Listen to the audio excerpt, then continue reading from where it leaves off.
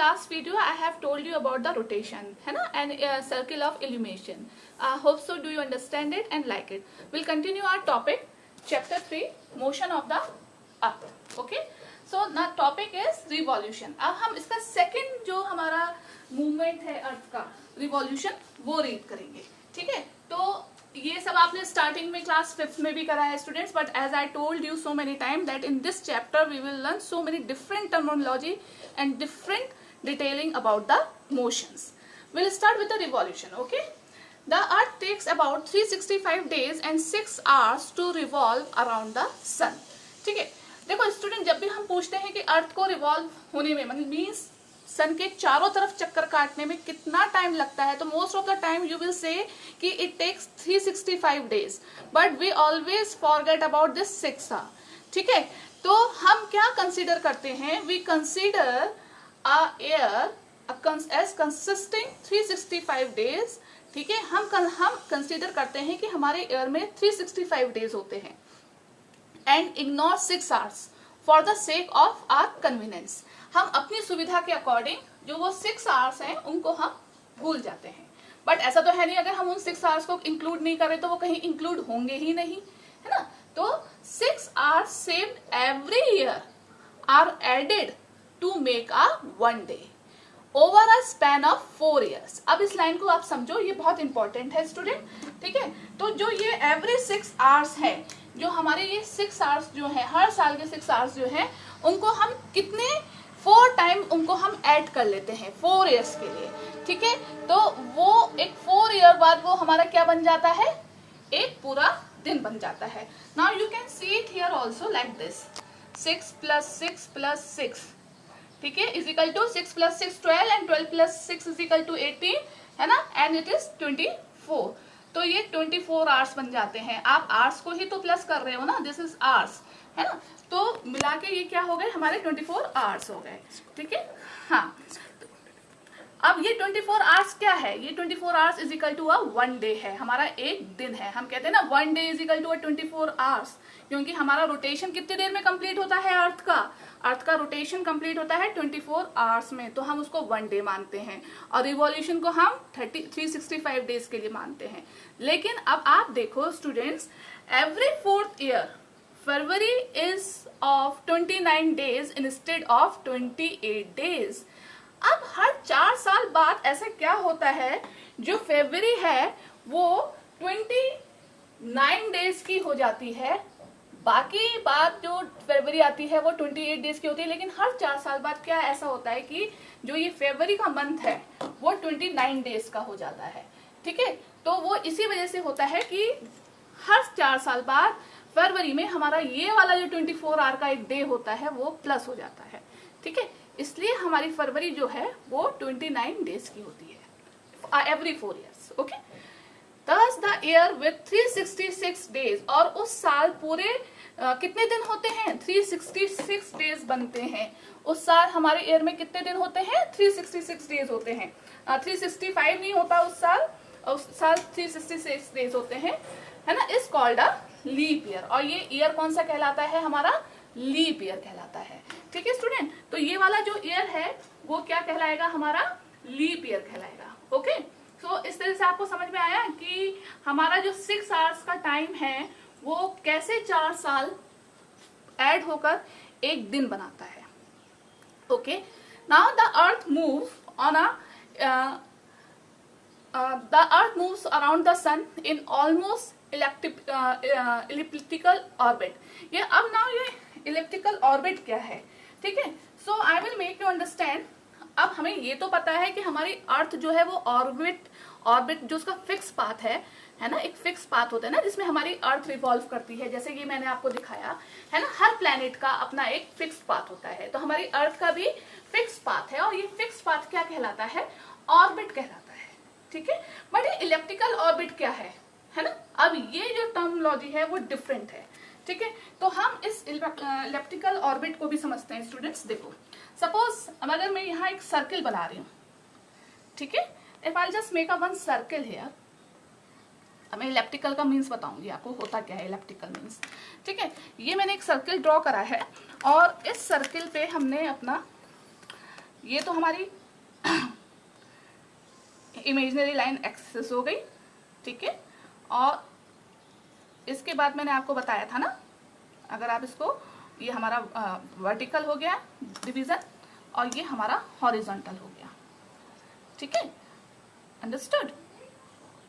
हमने एंगल बनाना सीखे थे ना उस दिन। अब आगे हमारा मेनली इलिप्टिकल है क्या चीज, ये तो हमारी सर्किल है, ठीक है। अब इलिप्टिकल अगर हम सर्किल को बेटा थोड़ा सा ऊपर से और नीचे से पिचका दें तो ये हो जाएगा इलिप्टिकल, ओके। ये जो शेप बनेगी वो क्या कहलाएगी, इलिप्टिकल कहलाएगी। मेरी ड्राइंग बहुत ज्यादा अच्छी नहीं है, that is not in very good position. Now you can see it here also कि ये जो ऑर्बिट है, देखो ये सेम ऑर्बिट में मैंने आपको, एक तो ये हो गया हमारा सर्किल हो गया, एक तो हमारा पूरा राउंड हो गया, ठीक है, और एक ये तो पूरा सर्किल हो गया, एग्जैक्ट सर्किल हो गया। लेकिन अगर सर्किल को हम ऊपर से और थोड़ा नीचे से पिचका देते हैं, है ना, थोड़ा सा दबा देते हैं, तो उसकी शेप कैसी हो जाती है, ऐसी हो जाती है। तो ये जो शेप है वो इलिप्टिकल कहलाती है, और यही शेप जो होती है हमारी ऑर्बिट की है, इसलिए इसको इलिप्टिकल ऑर्बिट कहते हैं। जैसे ये आपको दिखाई दे रही होगी अर्थ की ये ऑर्बिट है, तो ये पूरी राउंड एग्जैक्ट सर्किल नहीं है, ये इलिप्टिकल है। अब आपको समझ में आया कि इलिप्टिकल मीन्स क्या होता है। एक तो एग्जैक्ट सर्किल हो गया, और सर्किल को हम both the top and bottom अगर उसको हम थोड़ा सा पिचका देते हैं तो उसकी शेप पिचक के ऐसी आ जाती है। तो this shape is called a elliptical orbit, ठीक है। हाँ, तो earth moves around the sun is almost elliptical orbit. Throughout its orbit the earth is inclined the same direction. अब आपको पता है हमारी अर्थ जो है एक साइड इंक्लाइंड, इंक्लाइंड मीन्स होता है बेटा झुका हुआ, ठीक है, इंक्लाइंड मीन्स होता है झुका होना, एक साइड झुका होना। हमारी अर्थ की जो पोजीशन है वो एक साइड झुकी हुई है, ठीक है। तो ये नहीं है कि वो बार बार कभी वो एक इस साइड झुकती है, कभी दूसरी साइड झुकती, नहीं, वो एक ही पोजीशन में इंक्लाइंड रहती है, सेम डायरेक्शन, उसकी इंक्लिनेशन की जो डायरेक्शन है वो एक ही डायरेक्शन है, ठीक है। Air usually divided into winter, spring, summer, autumn season. हम साल को, अपने एयर को कितने पार्ट्स में डिवाइड कर लेते हैं, 4 पार्ट्स में डिवाइड कर लेते हैं, मींस 4 सीजन में डिवाइड कर लेते हैं, winter, spring, summer and autumn. देखो आप यहां पर भी देख सकते हो उस पिक्चर में, है ना। विंटर में बहुत ज्यादा कोल्ड होता है, आइस पड़ती है, ठीक है। समर हॉट होता है, बहुत गर्म होता है ना, जैसे हमारा जून, मई, जून के जो मंथ्स होते हैं, ठीक है। ये हमारा रेनी हो गया, रेनी सीजन हो गया। ये हमारा ऑटम हो गया, है ना। स्प्रिंग, स्प्रिंग आपको पता है स्प्रिंग और ऑटम क्या होता है। स्प्रिंग हम लोग कब सेलिब्रेट करते हैं, बसंत पंचमी, आपको पता है ना, तो वो स्प्रिंग सीजन होता है। और ऑटम होता है पतझड़, ठीक है, वो विंटर से पहले आता है, समर, है ना, और समर के बाद होता है। विंटर के बाद आएगा आपका स्प्रिंग सीजन, विंटर के बाद हमेशा आपका स्प्रिंग आता है, देन फिर समर आती है। फरवरी में हम जैसे अपनी बसंत पंचमी सेलिब्रेट करते हैं, उसके बाद क्या आता है, मार्च अप्रैल से गर्मी शुरू हो जाती है ना, और समर और विंटर के बीच आता है ऑटम, मींस पतझड़, जो हमारा अक्टूबर नवंबर का मंथ होता है, ठीक है। तो season due to the change in the position of the earth, है ना, अराउंड द सन। तो जो ये सीजन है बच्चों, वो क्यों आते हैं, क्योंकि हमारी जो अर्थ की पोजीशन है अराउंड द सन वो चेंज होती रहती है। मींस आपको पता है जब हमारी अर्थ जो है रिवॉल्व करेगी तो क्या होगा, पोजीशन चेंज करेगी ना, अपना वो पोजीशन चेंज करती रहती है। इसलिए ये जो सीजन्स होते हैं वो इसी वजह से आते हैं कि अर्थ की पोजीशंस जो है वो चेंज होती रहती है, ठीक है। Those are receive maximum heat, maximum solar radiation of heat, है ना। Just wait, season, हाँ, in the position of the earth, it is called the overhead sun, ठीक है। When the sun fall at the angle of 90 of on the earth, it is called the overhead sun. अब overhead sun क्या कहलाता है, देखो मैं आपको बताती हूँ। What is called a overhead sun? बेटा जब हमारे सन रेसेस बिल्कुल 90 डिग्री पर अर्थ के ऊपर पड़ता है, तब मैक्सिमम उसकी जो लाइट होती है वो अर्थ पर जिस एरिया पर होगी वो ओवरहेड सन कहलाता है। आपको पता है हमारे आफ्टरनून का टाइम सबसे ज्यादा गर्म होता है ना, सबसे ज्यादा धूप गर्मी किस समय पड़ती है, दोपहर में पड़ती है। तो वो उस समय जो सन का जो रेसेस होती हैं, सन की जो रेसेस हैं उनका एंगल क्या है 90 डिग्री, और 90 डिग्री बिल्कुल स्ट्रेट एंगल होता है। ठीक है, तो इस तरीके से जब सन की रेसेस जो है 90 डिग्री पे अर्थ पे फॉल होती हैं तो वो क्या कहलाती हैं, ओवरहेड सन कहलाता है। Those area receive the maximum solar radiation of heat. ठीक है, और उस एरिया में क्या पड़ता है, सबसे ज्यादा गर्मी होती है, क्योंकि वहां डायरेक्ट सन की रेसेस हमारी होती हैं। तो ये तो मैंने आपको समझाया था रिवॉल्यूशन। ठीक है, अब देखो इस रिवॉल्यूशन से और क्या क्या चीज हमें देखने को मिलती है और क्या क्या चीज हैपन होती हैं। अब हम स्टडी करेंगे सोलास्टिस, इक्विनोक्स एंड सीजन। ये जो है ये डिफरेंट टर्मिनोलॉजी है। ठीक है, तो पहले हम सोलास्टिस के बारे में स्टडी करते हैं। सोल मीन्स होता है रशियन लैंग्वेज में सन। सोल मीन्स रशियन लैंग्वेज में सन, ये मैंने आपको पहले फर्स्ट चैप्टर में भी बताया था। और स्टिक्स मीन्स होता है मैक्सिमम और मिनिमम पोजीशन। मीन्स या तो सन की मैक्सिमम पोजीशन कहाँ होगी या फिर मिनिमम पोजीशन क्या होगी। ठीक है, तो सोल से मीन्स हो गया सन, स्टिक्स से मीन्स हो गया मैक्सिमम और मिनिमम पोजीशन। तो यहाँ सोलास्टिस मीन्स होता है मैक्सिमम और मिनिमम पोजीशन ऑफ द सन, कि किस पार्ट पे सन की सबसे मैक्सिमम और मिनिमम पोजीशन है। ठीक है, और ये पहले मैं आपको टर्मिनोलॉजी समझा रही हूँ, उसके बाद में इसकी मीनिंग आपको ब्रीफ करूंगी। ओके, इक्विनोक्स मीन्स होता है, अब देखो ये 2 वर्ड से मिलकर बना है। इक्वी मीन्स होता है इक्वल, नॉक्स मीन्स होता है नाइट। ठीक है, इक्वी मीन्स होता है इक्वल, नॉक्स मीन्स होता है नाइट। इक्विनोक्स मीन्स हो गया इक्वल नाइट। तो इसका पूरा मिला के एक क्या मीनिंग निकला, इक्विनोक्स का मीन्स हुआ equal night. It refers to the day which has exactly 12 hours, है ना, day and exactly 12 hours at night. ठीक है, तो हम जो इक्विनोक्स जो है उसको क्या कंसिडर करते हैं, उस दिन को इक्विनोक्स मानते हैं जिस दिन 12 घंटे का दिन होगा और 12 घंटे की ही रात होती है। ठीक है, मीन्स दोनों डे और नाइट जो होता है वो हमारा इक्वल होता है।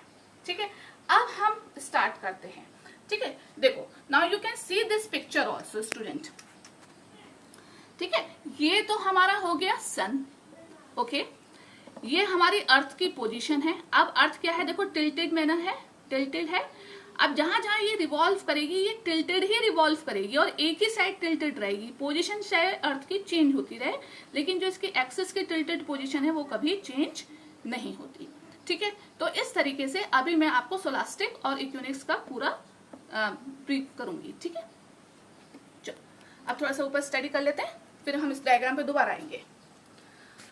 21 मार्च स्प्रिंग इक्विनोक्स। आप देखो स्टूडेंट 21 मार्च स्प्रिंग इक्विनोक्स लिखा हुआ है, ये क्या मतलब हुआ। इक्विनोक्स मैंने आपको क्या बताया था, याद आया, equal day and equal night. Means अगर 12 आवर्स का डे है तो 12 आवर्स की ही नाइट होगी। The overhead sun is over the equator. इस समय जो सन होता है वो इक्वेटर पे होता है। So the equator receive maximum heat. ठीक है, इसलिए इक्वेटर जो है बहुत ज्यादा हीट, मैक्सिमम सबसे ज्यादा हीट रिसीव करता है। The angle of the sun decrease as we go towards the poles. और जैसे जैसे हम पोल्स की टूवर्ड्स जाते हैं जो एंगल होता है वो डिक्रीज होता चला जाता है। The length of the day and night are same in both the hemisphere, है ना, and they receive equal amount of solar radiation. ठीक है, अब पहले इसको आप पढ़ लो, then I will explain each and everything with the help of diagram. ठीक है, तो देखो अब जैसे जैसे हमारा जो अर्थ है वो पोल्स की साइड जाएगी। ठीक है, जैसे सॉरी जो सन रेसेस है जैसे टूवर्ड्स द पोल होंगे तो क्या होता चला जाएगा, वहां इक्वल डे और इक्वल नाइट जो है वो होंगे इन बोथ द हेमिस्फीयर, दोनों हेमिस्फीयर में। They receive equal amount of solar radiation. दोनों ही हेमिस्फीयर में इक्वल रेडिएशन होगा, इक्वल सोलर हीट मिलेगी। After this day it is spring in the northern hemisphere. इस समय नॉर्दर्न हेमिस्फीयर में spring, where the day is longer than the night. जहां spring equinox के बाद हमारी नॉर्दर्न हेमिस्फीयर में डे बड़ा होता चला जाएगा और नाइट छोटी होती चली जाएगी। And it's autumn in the southern hemisphere where night longer than the day. जहां और सर्दर्न हेमिस्फीयर में क्या होगा, नाइट क्या है बड़ी होती चली जाएगी और डे जो है वो छोटा होता चला जाएगा। Now you can see it here in the this diagram. इधर देखो अब आप लोग, अब इसको समझो। हियर देखो, ये आ गया 21 मार्च, ठीक है। हम नॉर्दर्न हेमिस्फीयर में हैं, इसलिए फर्स्ट ऑफ ऑल हम नॉर्दर्न हेमिस्फीयर की बात करते हैं, ठीक है। इस 21 मार्च को क्या होता है हमारे नॉर्दर्न हेमिस्फीयर में, हमारे पास इक्विनोक्स होता है। देखो मैंने बोला ये जो है वो स्प्रिंग इक्विनोक्स कहलाएगा, ठीक है। मैं आपको इजी टर्मिनोलॉजी में बताती हूँ, ठीक है। स्प्रिंग हम बसंत पंचमी मनाते हैं फरवरी में, है ना। तो स्प्रिंग मंथ हमारा स्प्रिंग सीजन चल रहा होता है। 21 मार्च को हम इसको स्प्रिंग इक्विनोक्स बनाते हैं, ठीक है। तो इस दिन हमारा 12 आवर्स का डे और 12 आवर्स की ही नाइट होती है। इक्वल डे होगा और इक्वल ही नाइट होगी, ठीक है। यहाँ तो स्प्रिंग हो रहा होगा नॉर्दर्न हेमिस्फीयर में, और ये आ गया सर्दर्न हेमिस्फीयर, ठीक है। सर्दर्न हेमिस्फीयर में 23 सितंबर, सर्दर्न हेमिस्फीयर में क्या डेट है इक्विनोक्स की, 23 सितंबर। इस दिन सर्दर्न हेमिस्फीयर में क्या होता है, ऑटम इक्विनोक्स माना जाता है। यहाँ ऑटम सीजन चल रहा है सर्दर्न में, और नॉर्दर्न में क्या चल रहा है, स्प्रिंग, ओके। तो सर्दर्न में यहाँ पर भी 23 सितंबर को इक्वल डे और इक्वल नाइट होगी, ठीक है।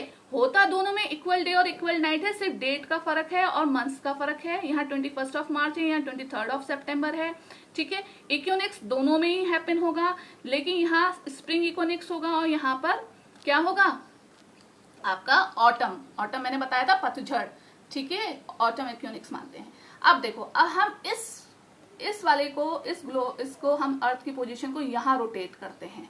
जैसे जैसे हमारी अर्थ इस पोजीशन पे आती जाएगी 21 मार्च के बाद टुवर्ड्स द पोल, ठीक है, ये पोल है ना, आपके पोल की साइड बढ़ेगी, तो क्या होगा, धीरे धीरे हमारी जो रातें हैं वो छोटी होती चली जाएंगी और दिन बड़े होते चले जाएंगे, ठीक है। इधर जब हम आएंगे तो हमारी रातें छोटी होती चली जाएंगी और दिन बड़े होते चले जाएंगे। और ये वाला जो सर्दर्न हेमिस्फीयर है इधर जाएगा तो क्या होगा, हमारी दिन छोटे होंगे और रातें बड़ी होंगी। इधर उल्टा हो रहा है, देखो यहाँ दिन बड़ा हो रहा है और रातें छोटी हो रही हैं, यहाँ दिन छोटा हो रहा है और रातें बड़ी हो रही हैं।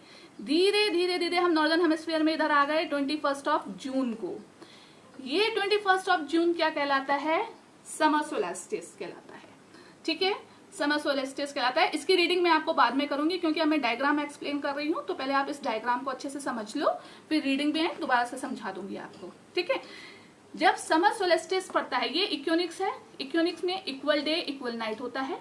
सोलेस्टिस में क्या होता है, दिन सबसे बड़ा होता है और रात सबसे छोटी होती है, ठीक है, क्लियर हुआ। तो जब हम 21 जून को, जब हमारी अर्थ की पोजीशन यहाँ होती है, नॉर्दर्न हेमिस्फीयर की बात कर रहे हैं हम, ठीक है, तो 21 जून को, जून में आपको पता है हमारे यहाँ समर होती है, बहुत गर्मी पड़ती है, तो 21 को सबसे ज्यादा हॉटेस्ट डे होता है, क्योंकि उस दिन हमारा जो डे है वो सबसे ज्यादा लंबा होगा और रात छोटी होगी, ठीक है। मैक्सिमम डे होगा उस दिन और रात छोटी होगी, मैक्सिमम हीट हमें मिलेगी सन की, तो वो उस समय सबसे ज्यादा गर्मी होती है जून में, ठीक है। अब इसको अब हम रोटेट करते हैं इधर की साइड। अब इसके साथ हम इधर बात करते हैं, चलो, ठीक है। ये सर्दर्न हेमिस्फीयर है। जब हमारे यहाँ जून में गर्मी हो रही है, तो यहाँ कौन सा मंथ चल रहा है सर्दर्न हेमिस्फीयर में, दिसंबर, ठीक है। अब दिसंबर में क्या है, दिन छोटा है, रातें बड़ी हैं, मींस सन की जो रेजेस हैं वो बहुत कम टाइम के लिए आ रही हैं, क्योंकि मैक्सिमम सन की रेज कहाँ है, नॉर्दर्न हेमिस्फीयर में। तब आपको मैंने बताया था ना, अपोजिट चलता है, जब मैक्सिमम रेजेस नॉर्दर्न हेमिस्फीयर में होंगी तो सर्दर्न हेमिस्फीयर में क्या होगा, कम रेजेस होंगी। इसी वजह से वहां विंटर सीजन होगा, क्योंकि सन की रेसेस तो बहुत कम है, तो ठंडा हो गया, तो यहाँ सर्दर्न हेमिस्फीयर में विंटर होगा, यहाँ विंटर सोलेस्टिस होगा, यहाँ दिन छोटा होगा, रात सबसे बड़ी होगी। यहाँ दिन बड़ा हो रहा था, रात छोटी हो रही थी, यहाँ क्या है, दिन छोटा है, रात बड़ी है। क्योंकि जब हम इधर घूमते हैं ना, देखो मैंने आपको बताया था, यहाँ से क्या होने लगेगा हमारा ऑटम इक्विनोक्स से, कि रातें जो होंगी वो बड़ी होने लगती हैं और दिन छोटा होने लगता है। तो यहाँ मैक्सिमम 22 दिसंबर को सबसे छोटा दिन और सबसे बड़ी रात एक्योर होती है, ठीक है, इट इज क्लियर, है ना। चलो, अब जैसे जैसे हमारी अर्थ की ये पोजीशन इधर बढ़ेगी, तो धीरे धीरे धीरे धीरे अब हमारे दिन जो हैं वो बड़े होते चले जाएंगे और छोटे होते चले जाएंगे और रातें जो है हमारी क्या होगी, हैं, दिन छोटे होंगे और रात थोड़ी थोड़ी बड़ी होगी। और आते आते ही जब ये 23 सितंबर को आएगा तो दिन और रात दोनों इक्वल टाइम का होगा बिल्कुल, क्योंकि ये ऑटम इक्विनॉक्स है। ठीक है, अब इसके बाद हमारा दिन छोटा हो रहा है, रात बड़ी हो रही है, दिन छोटा रात बड़ी, दिन छोटा रात बड़ी, और यहाँ आते आते क्या हुआ, दिन सबसे छोटा हो गया, रात सबसे बड़ी हो गई। अगेन 22 ऑफ दिसंबर के बाद यहाँ से अपोजिशन शुरू हो जाती है, दिन थोड़ा थोड़ा बड़ा होने लगता है और रातें थोड़ी थोड़ी छोटी होने लगती हैं, जिससे कि जब हम मार्च में स्प्रिंग इक्विनॉक्स बनाते हैं तो हमारा इक्वल डे और नाइट बनता है। ठीक है, जब हमारे जून में सर्दर्न हेमिस्फीयर में जून में गर्मी होती है तो नॉर्दर्न हेमिस्फीयर में हमारे जून में गर्मी होती है तो सर्दर्न हेमिस्फीयर में विंटर होती है, ये ध्यान रखना। जब हमारे जून मंथ में समर होती है नॉर्दर्न हेमिस्फीयर में, वहां सर्दर्न हेमिस्फीयर में दिसंबर होगा और विंटर होती है।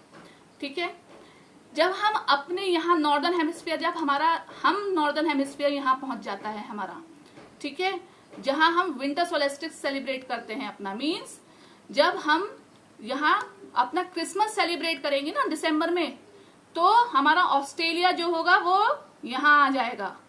ठीक है, जब हमारा सर्दर्न हेमिस्फीयर इधर आ जाएगा और नॉर्दर्न हेमिस्फीयर इधर पहुंच जाएगा। ठीक है, तो हम तो अपने दिसंबर में सेलिब्रेट कर रहे हैं सर्दियों में, और वो ऑस्ट्रेलिया में गर्मियों में सेलिब्रेट करते हैं अपना। ठीक, दिन तारीख एक ही है, 25 ऑफ दिसंबर, है ना। 25 ऑफ दिसंबर हमारे नॉर्दर्न हेमिस्फीयर में ठंडा हो रहा होता है, ठंड होती है, और सर्दर्न हेमिस्फीयर में ऑस्ट्रेलिया में गर्मी होती है। ठीक है, तो आप इस तरीके से इसको समझ सकते हो। Now will come to this theory here. अब देखो आप स्टूडेंट्स, मैंने आपको वैसे तो थ्रू अ डायग्राम मैंने सब कुछ समझा दिया, then again will read theory 1। 21 of June summer solstice मैंने अभी बताया था। On this day the sun is over the head of the tropic of cancer, है ना, northern hemisphere. Tropic of cancer कहाँ पड़ता है, नॉर्दर्न हेमिस्फीयर में पड़ता है। तो 21 जून को क्या होगा, समर सोलेस्टिस होगा। ठीक है, it receive the maximum solar radiation, है ना, at this time in the northern hemisphere. इस समय सबसे ज्यादा सोलर रेडिएशन कहाँ है, नॉर्दर्न हेमिस्फीयर में है। मींस सबसे ज्यादा गर्मी इस समय कहाँ पड़ रही होगी, नॉर्दर्न हेमिस्फीयर में। जो जो जगह नॉर्दर्न हेमिस्फीयर में आएंगी वो सब गर्म होंगी। ठीक है, and the southern in winter season, और सर्दर्न हेमिस्फीयर में क्या होगा, विंटर सीजन होगा। हमारे अपोजिट चलता है। देखो नॉर्दर्न हेमिस्फीयर एक सिंपल सी लैंग्वेज है, जब नॉर्दर्न हेमिस्फीयर में गर्मी है तो सर्दर्न हेमिस्फीयर में डेफिनेटली सर्दी होगी। ठीक है, क्लियर है। Now while in the southern hemisphere it's shortest in the air। ठीक है, अब यहाँ सर्दर्न हेमिस्फीयर में क्या होता है, नाइट सबसे छोटी हो जाएगी उस समय और दिन बड़े होने शुरू हो जाएंगे। Now will talk about the winter solstice. ठीक है, on 22 of December, 22 of December मैंने आपको डेट बताई थी।